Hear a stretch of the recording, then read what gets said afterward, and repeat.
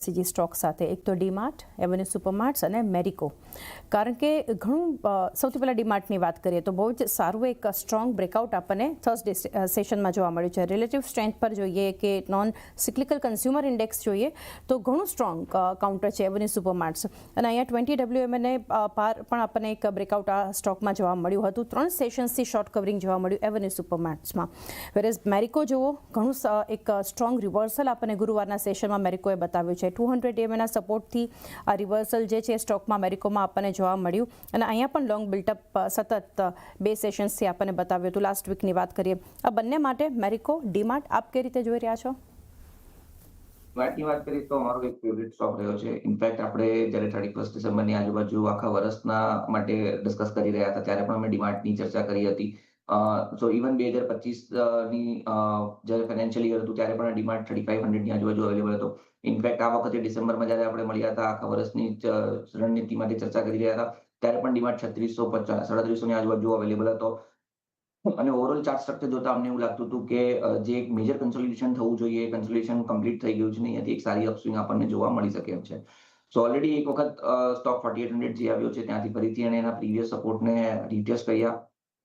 સપોર્ટને retest કરતી વખતે high lose બનાવ્યા હતા અને હવે હાર્ટ ઓફ હાયર બોટમ પેટર્નની અંદર રિઝ્યુમ થયો છે. ઇનિશિયલી 4000ના રેઝિસ્ટન્સને ક્રોસ કરીને અત્યારે 4300ની આજુબાજુ છે.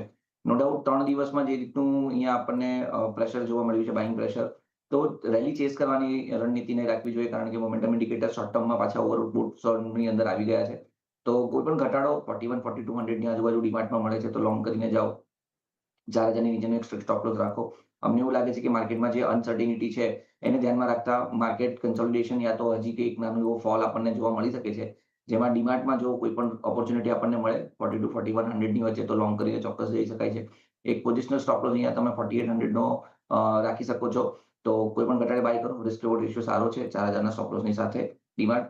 નેક્સ્ટ મેરિકોની વાત કરીએ તો મેરિકોમાં પણ એક અસેન્ડિંગ ટ્રાયેંગલ પેટર્ન બ્રેકઆઉટનું જે લેવલ છે એ 750-760નું છે.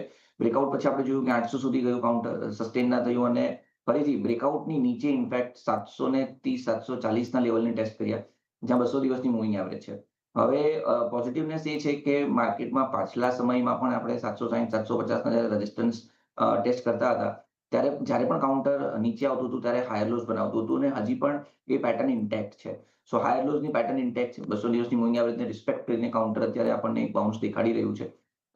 પોઝિશનલી તમે જોશો વીકલી યા તો ડેલી ચાર્ટ તો ત્યાં તમને એક હિડન પોઝિટિવ ડાયવર્જન્સ પણ જોવા મળી રહ્યું છે. તો ચોક્કસ જ મેરિકો લોંગ કરીને જવું જોઈએ.